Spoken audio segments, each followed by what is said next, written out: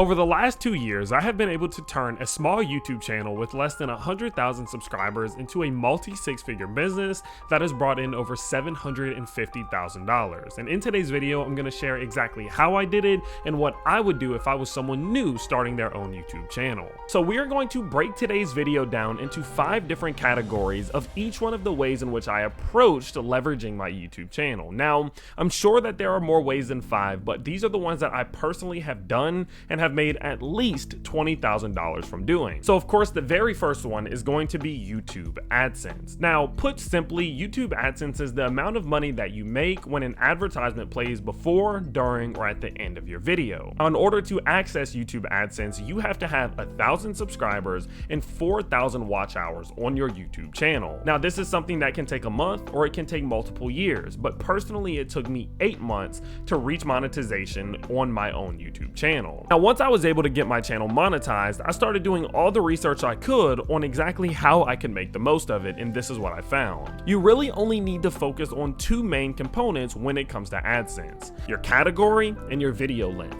So when you talk about the category, you need to be in a category that actually pays well. The way in which you determine what categories pay well is by looking at the amount that advertisers are willing to pay to get in front of certain audiences. For example, a finance YouTube channel, an investment YouTube channel, a crypto YouTube channel.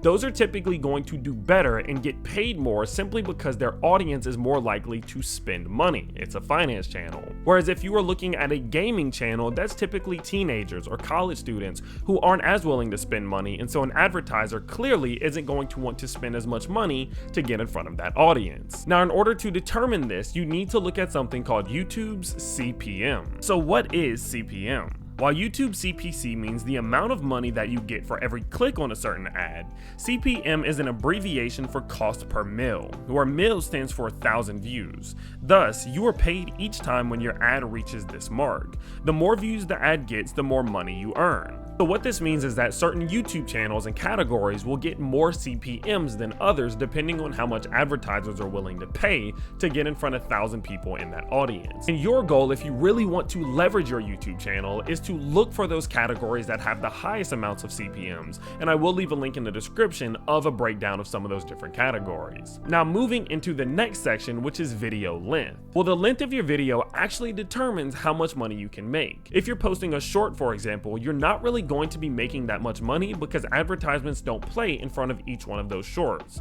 Whereas YouTube is paying out some shorts creators for their content creation, but it's honestly not much at all. Now, YouTube actually offers some different options whenever it comes to posting YouTube videos as a whole. You can have advertisements before your video or after your video, and if your video is 8 minutes or longer, you can actually implement advertisements within your videos called mid-rolls. And so your goal is to post a video that is at least 8 minutes or longer so that you can implement some of these different advertisements within the video and then be able to make even higher CPMs and make even more money from YouTube AdSense. Implementing these 2 things is really what took my channel from not making any money from AdSense whatsoever to being able to make over $48,000 just in the last 2 years. And so I do highly encourage you to chase those 2 different sections, and if you're capable of doing so, you can leverage that small YouTube channel very quickly to make some solid return. Now, the next way in which I leveraged my YouTube channel was, of course, through sponsors. Now, going down the rabbit hole of sponsors was something that was very odd for me at first because I felt like I was a sellout. I felt like I was gonna make my crowd mad by having a sponsorship in a video. But then something hit me one day. No one complains that trailers for movies play before they play their actual movie. No one complains that commercials pop up during their favorite TV shows, for the most part. And so no one should complain that a content creator is simply just trying to get paid for the content in which they are making. So my goal here was to provide actual value through the sponsorships that I posted on my main YouTube channel by working with companies that I actually use their service, use their products, or would personally invest into their crypto token, as my main channel is a crypto YouTube channel. Now, through doing this, there were a few different ways that I have been able to leverage sponsorships on my channel. The first one is a channel sponsor. This is someone who will sponsor your entire channel. And so anytime you make a tweet, a community post, a YouTube video, your video or channel is sponsored by that person, subscription, and then you will be able to make some type of monthly retainer from it. This isn't really something you have much access to as a smaller YouTube channel, but the bigger you get, the more likely you are to have a channel sponsor. The one that I used the most was an in-video sponsor. An in-video sponsor is someone who will sponsor a small segment within a normal video. Have you ever seen the sponsorships for, say, Manscaped or NordVPN,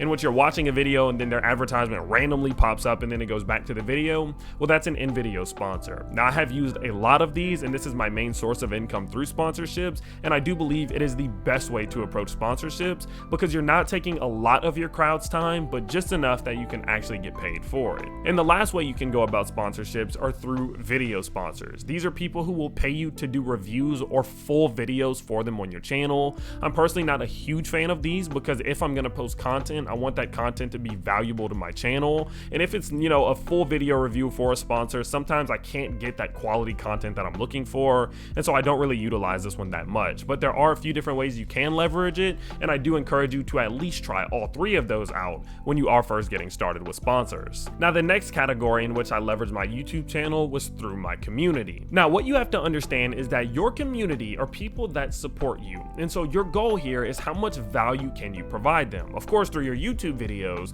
those things are completely free. You provide them entertainment or education or knowledge or things of that nature, but oftentimes there are ways in which you can turn those same supporters into consumers through some type of product in which you offer. For example, I have a Patreon. Now, Patreon is a way in which you can offer exclusive subscriptions to your community, in which when they purchase it monthly, they are then able to access information and more education and more videos and content and a whole bunch of additional valuable things. And of course, while they're getting that extra value, you're getting extra money. Now, we can look on my Patreon account and you can see that this is a fantastic source of income. My income is here on the far right, and you can see that my first month I made $700, and that jumped to $2,000, $2,000, $3,000, $7,000, $6,000, $4,000, $4,000, $4,000, $3,000 every single month just by adding more value to my community. Now, there are other ways in which you can do this. You can do this through a course. Now, don't be slimy. Don't sell someone a BS course that doesn't actually have information, but sell a real valuable course. You can do that through merchandise. You can do it through all these different avenues